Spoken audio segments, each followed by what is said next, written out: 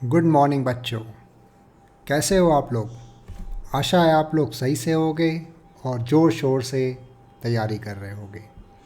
तो आज है हमारा 5वां पार्ट पर्यावरणीय अध्ययन का, जिसमें हम लोग 10 सवाल ईवीएस के लेंगे। और शुरू करते हैं बिना समय गंवाए हुए। आज है हमारा मधुमक्खियों के ऊपर 5 सवाल होंगे, जो कि एनसीईआरटी की बुक से हैं और ये पिछले साल भी आए हुए हैं। तो देखते हैं अपना पहला सवाल क्या है। पहला सवाल है, मधुमक्खियों के संदर्भ में सही कथन चुनिए। रानी मक्खी अंडे नहीं देती है। दूसरा है, किसी छत्ते में मादाओं की अपेक्षा नर होते हैं। तो सवाल को अटेम्प्ट करने से पहले कुछ चीज़ें पढ़ते हैं मधुमक्खियों के बारे में और फिर इस सवाल को अटेम्प्ट करेंगे। तो देखिए, ये है जानकारी मधुमक्खी के बारे में और इसको हम लोग ध्यान से पढ़ते हैं। हर छत्ते में एक रानी मक्खी होती है। तो देखिए, एक जानकारी मिली कि हर छत्ते में एक रानी मक्खी होती है जो अंडे देती है। छत्ते में कुछ नर मक्खी भी होते हैं, तो कुछ होती हैं नर मक्खियाँ भी होती हैं। रानी मक्खी हो गई जो अंडे देती है, और नर मक्खी भी होते हैं। छत्ते में बहुत सारी काम करने वाली मक्खियाँ भी होती हैं। तो देखिए, 3 तरीके की हो गई, रानी मक्खी, नर मक्खी और ये काम करने वाली मक्खियाँ। काम करने वाली मक्खियाँ बहुत हैं, ये दिन भर काम करती हैं। शहद के लिए फूलों का रस ढूंढती हैं। जब किसी मक्खी को रस मिल जाता है तो वह एक तरीके का नाच करने लगती है। उससे दूसरी मक्खियों को पता चल जाता है कि रस कहाँ है। वे रस से शहद बनाती हैं। छत्ता बनाने का काम भी इन्हीं का होता है और बच्चों का पालना भी। तो ये जो काम करने वाली मक्खियाँ हैं, यही सब कुछ करती हैं। अगर ये काम करने वाली न हो तो न तो छत्ता बने और न ही शहद इकट्ठा हो। शहद के बिना छत्ते की सारी मधुमक्खियाँ भूखी ही रह जाती हैं। नर मक्खी छत्ते के लिए कुछ खास काम नहीं करती है। तो ये हम लोगों ने जानकारी जो है, तो नर मक्खी छत्ते के लिए कुछ खास काम नहीं करती है। अब देखिए कि मधुमक्खियाँ छत्ते में रहती हैं। मधुमक्खी के अलावा कौन कौन से कीड़े हैं जो समूह में रहते हैं? मधुमक्खियाँ समूह में रहती हैं। तो मधुमक्खी की तरह चींटियाँ भी मिलजुल कर रहती हैं। आपने देखा होगा चींटियाँ एक साथ रहती हैं। सभी चींटियों का काम बटा हुआ होता है। रानी चींटियाँ अंडे देती हैं, सिपाही चींटी बिल का ध्यान रखती है और काम करने वाली चींटियाँ भोजन ढूंढकर बिल तक लाती हैं। तो करीब करीब जो चींटियों का जैसा है, मधुमक्खी की तरह ही है। दीमक और ततैये ये भी समूह में रहते हैं। तो ये जानकारी भी हमें मिली। इसके बाद एक जानकारी है कि अक्टूबर से दिसंबर तक का समय, देखिए यहाँ लिखा हुआ है, अक्टूबर से दिसंबर तक का समय मधुमक्खियों के अंडे देने का होता है। तो अक्टूबर से दिसंबर तक इन दिनों में जो है ये अंडे देती हैं। मधुमक्खी पालन शुरू करने का सबसे अच्छा समय यही होता है कि अक्टूबर से दिसंबर के बीच में अगर मधुमक्खी का पालन किया जाए तो ये अंडे देंगी और अच्छा शहद इकट्ठा होगा। तो ये हम लोगों ने जानकारी पढ़ ली। अब सवाल को अटेम्प्ट करते हैं। पहला सवाल है, मधुमक्खियों के संदर्भ में सही कथन चुनिए। रानी मक्खी अंडे नहीं देती है, तो गलत है। रानी मक्खी अंडे देती है। किसी छत्ते में मादाओं की अपेक्षा नर अधिक होते हैं, ये भी गलत है। नर कम होते हैं। काम करने वाली मक्खियाँ दिन भर काम करती हैं, बात सही है। छत्ते में मुख्य कार्य नर मक्खियों द्वारा किया जाता है, गलत है। नर मक्खी काम नहीं करते। देखते हैं, फिर से पढ़ते हैं। देखिए, छत्ते में काम करने वाली मक्खियाँ जाते होती हैं, लेकिन नर मक्खी कुछ ही होती हैं। काम करने वाली मक्खियाँ दिन भर काम करती हैं। नर मक्खी छत्ते के लिए कुछ खास काम नहीं करती। तो हमारा इसमें उत्तर हो गया, किसी छत्ते में काम करने वाली मक्खियाँ दिन भर काम करती हैं। इसका उत्तर हो गया 3। अब चलते हैं अगले सवाल पर। यह है 42वां सवाल। यह चैप्टर बिहार के गांव के बारे में था। तो बिहार के गांव के बहुत से किसान अतिरिक्त धन कमाने के लिए मधुमक्खी पालन करके शहद एकत्रित करते हैं। मधुमक्खी पालन शुरू करने का सबसे अच्छा समय कौन सा है? अभी हमने पढ़ा, अक्टूबर से दिसंबर। नंबर 4। अगला सवाल, मधुमक्खी पालन के विषय में सही कथन चुनिए। मधुमक्खी पालन शुरू करने के लिए सबसे अच्छा समय जनवरी से मार्च तक है। नहीं, गलत। ये होता है अक्टूबर से। लीची के फूल मधुमक्खियों को लुभाते हैं। हाँ, बात सही है, लीची के फूल लुभाते तो हैं। मधुमक्खी पालन और उनके द्वारा उत्पादित शहद का भंडारण करने के लिए बक्सों की आवश्यकता होती है। बिल्कुल। मधुमक्खियों के लिए मीठा घोल बनाने के लिए चीनी खरीदी जाती है। बिल्कुल सही। तो 3 चीज़ें सही हैं, इसका मतलब सेकंड, थर्ड और फोर्थ, तो तीसरा ऑप्शन जो है सही है। इसके बारे में और जानकारी आपको मैं देता हूँ। मधुमक्खियाँ अक्टूबर से दिसंबर तक अंडे देती हैं, जो मधुमक्खी पालन शुरू करने का सबसे अच्छा समय है। मधुमक्खी पालने वाले मधुमक्खियों द्वारा उत्पन्न शहद को रखने के लिए उन्हें बक्से में रखते हैं। जब परिवेश में शहद के लिए पर्याप्त फूल उपलब्ध नहीं है, तो भाई पर्याप्त फूल उपलब्ध नहीं है तो कहाँ से लाएंगी मधु? तो क्या करते हैं पालक, ये उनको चाशनी रख देते हैं पास में, जिससे कि उस चाशनी को ही लेके जो है ये शहद में कन्वर्ट कर दें, जिससे मधुमक्खियों के उत्पाद को शहद में रूपांतरित किया जाए। मधुमक्खियाँ लीची के फूल की ओर आकर्षित होती है, जो कि जनवरी फरवरी में खिलता है। तो ये जो अक्टूबर से शुरू करेंगे तो आपको जो इसका जो रिजल्ट मिलेगा वो जनवरी फरवरी में जाके इसका जो है रिजल्ट मिलेगा। अगला सवाल है, निम्नलिखित में से कौन सा कीट मधुमक्खियों की भांति कॉलोनी में नहीं रहता? तो अभी ने देखा था, अभी चींटियाँ कॉलोनी में रहती हैं, ततैया रहती हैं, दीमक रहती हैं, तो ये सब रहती हैं। मकड़ी ऐसा है जो कि कॉलोनी या इकट्ठा होकर नहीं रहता, मकड़ियाँ अधिकतर अलग अलग रहती हैं। तो इससे इसका आंसर हो गया ए, हो गया आपका आंसर जो है। अब आगे चलते हैं। तो ये था मधुमक्खी के ऊपर। अब देखते हैं किस चीज़ के ऊपर है। ये है पशु और पक्षियों के सुनने के बारे में। उनकी सुनने की शक्ति क्या है, देखते हैं क्या क्या सुनने की शक्ति है।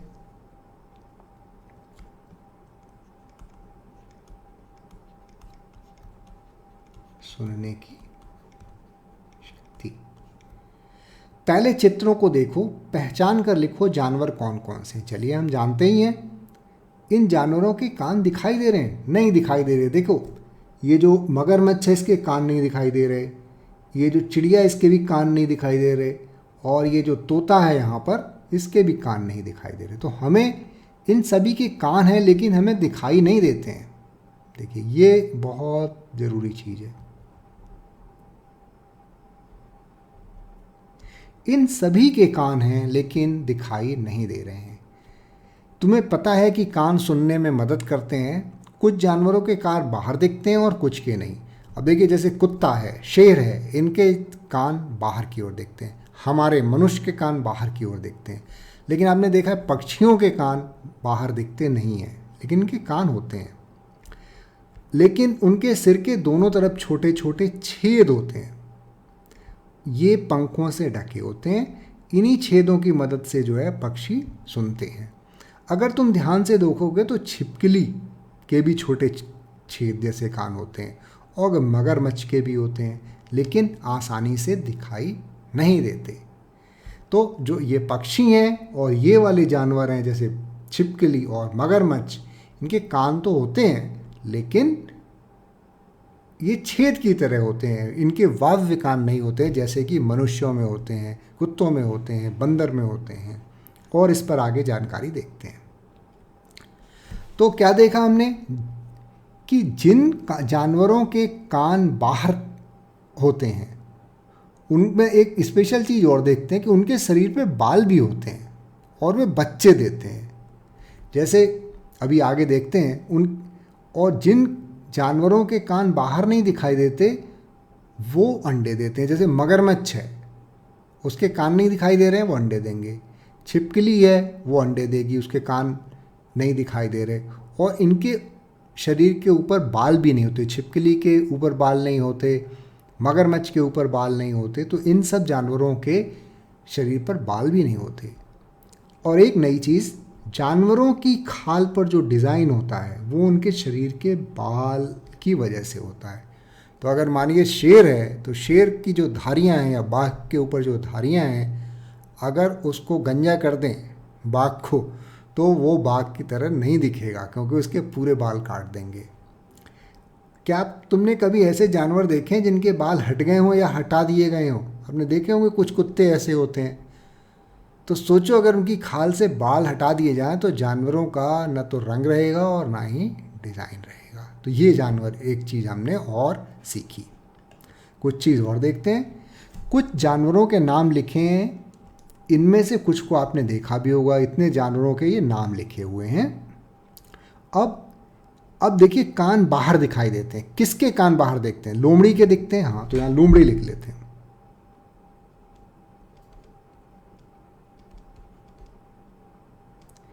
मेढक के कान हमें पता नहीं। चूहे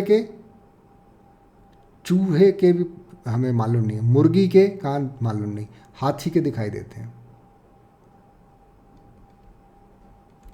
कौआ के कान नहीं दिखाई देते हमें। ऊंट के कान, अच्छा, मोर के कान भी नहीं दिखाई देते। छिपकली के भी हमने करे थे। भैंस के दिखाई देते हैं। तो देखिए, हमने लोमड़ी कर लिया, हाथी कर लिया। बिल्ली के भी कान दिखाई देते हैं। ऊंट के भी दिखाई देते हैं। तो ऊंट हो गया, बिल्ली हो गया, कौवा को भी हमने यहाँ पे लिख लिया। चिड़िया के कान नहीं दिखाई देते। भैंस के दिखाई देते हैं, ले लिया हमने। छिपकली को भी ले लिया। सूअर के दिखाई देते हैं, सूअर को यहाँ ले लो। गाय के भी दिखाई देते हैं। अब बचा कबूतर और बतख, यहाँ आ जाएंगे। कबूतर और बतख, इनके दिखाई नहीं देते, तो ये भी हमारे हो गए। अब बचे ये मुर्गी, चूहा, मेढक। अब इनके बारे में हमें ज़्यादा मालूम नहीं है, तो इनको हम अभी छोड़ देते हैं। अब लोमड़ी, हाथी, भैंस, बिल्ली, ऊंट, सूअर, गाय, इनके खाल पर बाल हैं। सभी की खाल पर बाल हैं, यस। कौवा, मोर, छिपकली, इनके खाल पर पंख हैं। तो देखिए, मोर पे पंख हैं, इस पे पंख हैं, छिपकली पे तो होते नहीं हैं। चिड़िया पे पंख हैं, कबूतर पे पंख हैं, बतख पर पंख हैं, छिपकली पर नहीं है। अब देखते हैं कि इनमें से अंडे कौन देते हैं और बच्चे कौन देते हैं। तो ये जिनके कान बाहर होते हैं, ये सब बच्चे देते हैं। तो ये सब बच्चे देते हैं। इन्हें स्तनधारी भी बोलते हैं, क्योंकि इनके स्तन होते हैं दूध पिलाने के लिए। और ये सब अंडे देते हैं। तो अब हम लोग आगे सवाल करते हैं। नीचे दिए गए वेन आरेख, मतलब इसमें वेन आरेख होता है, आप कुछ चीज़ें इसमें हैं, कुछ चीज़ें इसमें हैं, क्या कॉमन है, इस हिसाब से निकाला जाता है। पानी में रहने वाले जीव जंतु ये हैं, पूरे पानी में रह रहे हैं। ज़मीन पे रहने वाले ये हैं। अंडे देने वाले ये हैं। तो जो सब तीनों चीज़ें जिसमें आ जाएंगी वो ये वाले कॉमन हो गए यहाँ पे। इसी के बारे में, निम्नलिखित में से कौन से जीव जंतु एक्स में रखे जा सकते हैं, मतलब सब, वो पानी में भी रहता हो, अंडे देता हो और ज़मीन पे भी रहता हो, ऐसा कौन सा है? तो ऐसा मगरमच्छ है। पानी में भी रह लेता है ये, ज़मीन पे भी आपने देखा होगा रहता है, और अंडे भी देता है ये। अब चलते हैं आगे, तो इसलिए इसका उत्तर हो गया 4। निम्नलिखित में से सही कथन चुनिए। हमने अभी पढ़ा था, जिन जानवरों के बाहरी कान और शरीर पर बाल होते हैं वो बच्चे देते हैं, बात सही है। जिन जानवरों के बाहरी कान और शरीर पर बाल नहीं होते वो अंडे देते हैं, ये भी बात सही है। जिन जानवरों के बाहरी कान व शरीर पर बाल नहीं होते हैं वे बच्चे देते हैं, नहीं, ऐसा नहीं है। जैसे मगरमच्छ, इसके बाल भी नहीं है और कान भी नहीं है, बच्चे नहीं देते। जिन जानवरों के बाहरी कान व शरीर पर बाल होते हैं वो अंडे देते हैं, नहीं। तो फर्स्ट और सेकंड या ए और बी, केवल ए और बी। तो ये हो गया नंबर 4।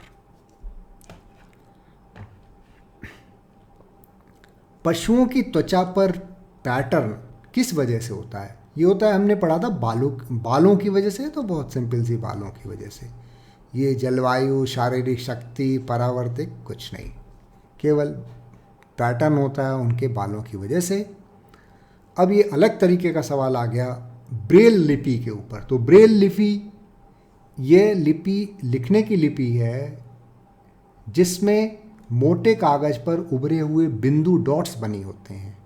तो जो लोग नेत्रहीन होते हैं, जिनको दिखाई नहीं देता, तो वो अपनी उंगली से छू के इन बिंदुओं को, जो उभार होता है, वो पढ़ लेते हैं। और ये पूरा ए से लेके जेड तक पूरा होता है। तो अपनी किताब पढ़ी जा सकती है अगर वो ब्रेल लिपि में लिखी गई है। तो ब्रेल लिपि के बारे में थोड़ा जानते हैं हम लोग। आइए ब्रेल के बारे में कुछ बातें करें। तो देखिए, ये जो ए है, तो ए में जो है ये जो 6 पॉइंट है, तो ये वाला उभरा हुआ होगा यहाँ पे। तो जब हाथ से हम दबाएंगे, इसको देखेंगे, तो यहाँ पे हमें उभार लगेगा। बी में 2, शुरू के 2, सी में इधर वाले 2, डी में ये वाले, ई में। तो इस तरीके इन 6 पॉइंट्स में से कोई कुछ उभरे होंगे, तो उससे पता लग जाएगा किधर को उभार है। अगर हमें यहाँ देखते हैं ये 2 उभार है, इसका मतलब बी है।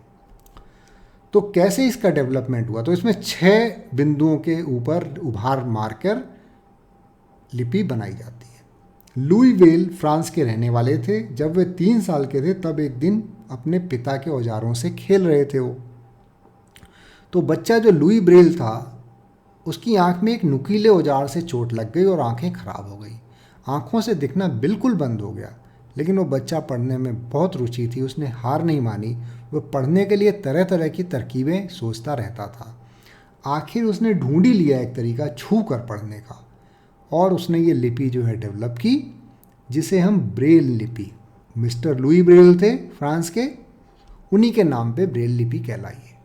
इस तरीके की लिपि में मोटे कागज पे, जैसे कागज लिया उसमें छेद कर दिया, तो मैंने जैसे ये एक जगह पे छेद है, 6 पॉइंट है, यहाँ उभार है, तो मैं समझ गया ए है।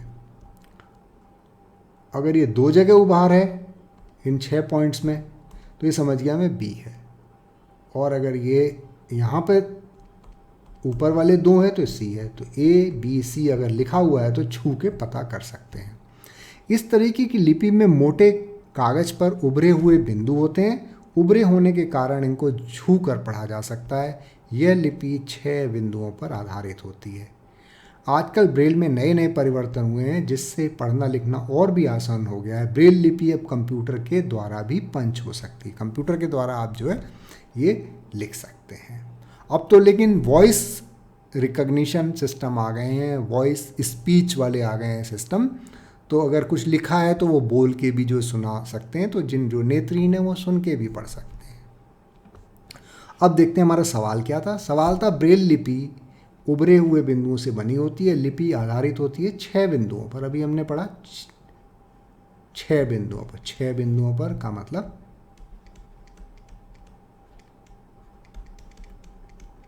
तो ये हो गया नंबर 2, इसका जो है आंसर हो गया। अब देखते हैं हमारा अगला सवाल क्या है। ये है 49वां सवाल है, चिपको आंदोलन। चिपको आंदोलन के बारे में बात हो रही है। चिपको आंदोलन किसने शुरू किया था? अमृता देवी बिश्नोई, मेघा पाटकर, ए.के. बनर्जी, सुंदरलाल बहुगुणा जी ने ये शुरू किया था। तो इसमें क्या होता था, जो गांव वाले हैं, जो इनकी जो टीम थी, सुंदरलाल बहुगुणा जी ने प्रेरित किया था। तो ये अगर कोई पेड़ काटने जाता था पहाड़ों में, उत्तराखंड में, तो सब ये लोग पेड़ों से चिपट जाते थे और काटने नहीं देते थे। तो फिर गवर्नमेंट ने, उस समय की जो सरकार थी, उन्होंने 1980 में ये कानून निकाला कि कोई भी पेड़ नहीं काटेगा। तो अगले 15 साल तक जो है बिल्कुल भी पेड़ काटना मना था। परमिशन लेना पड़ता अगर कोई पेड़ किसी वजह से काटा जा रहा है। तो इस तरीके से सुंदरलाल बहुगुणा जी चिपको आंदोलन के जो है जनक थे। उनकी अगुवाई में ये हुआ था। और इससे पर्यावरण, अधिकतर जो पहाड़ियों पे जो पेड़ कटते थे उस पर काफ़ी अंकुश लगा। तो इसका आंसर होगा 4। अब हमारा आज का 10वां सवाल है, जो कि 50 सवाल हम लोग कर चुके हैं इम्पोर्टेंट। ये 50वां सवाल है, ईवीएस जो हम बोलते हैं, ईवीएस ये क्या चीज़ है? तो ये है पर्यावरणीय अध्ययन।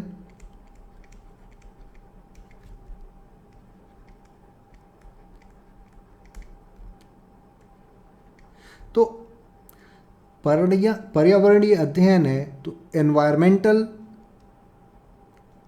स्टडीज, तो इसको बोलते हैं एनवायरमेंटल स्टडीज, मतलब पर्यावरण से संबंधित जो भी पढ़ाई है। तो ईवीएस एनवायरमेंटल स्टडीज है। एनवायरमेंटल स्किल नहीं, साइंस नहीं, सोर्सेज नहीं, एनवायरमेंटल स्टडीज नंबर 4। तो इस तरीके से हमने जो है आज 10 सवाल किए। बहुत बहुत धन्यवाद। मैं चाहूँगा आप चैनल को सब्सक्राइब करें और हम फिर से जो है कल मिलेंगे। तब तक के लिए विदा लेंगे। Thank you very much.